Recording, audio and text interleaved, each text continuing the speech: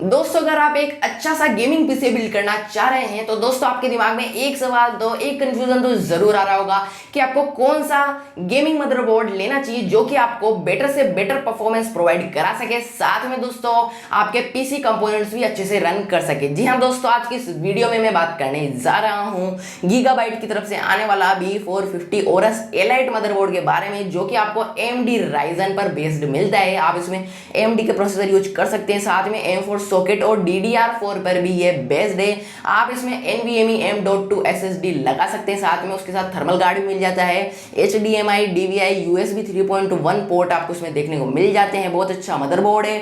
और दोस्तों 4 RAM slot और GPU के स्लॉट भी आपको इसमें देखने को मिल जाते हैं और इसकी प्राइस अराउंड 9000 के चल रही है मार्केट में। वीडियो अच्छी लगी तो लाइक शेयर सब्सक्राइब और कमेंट जरूर कीजिएगा।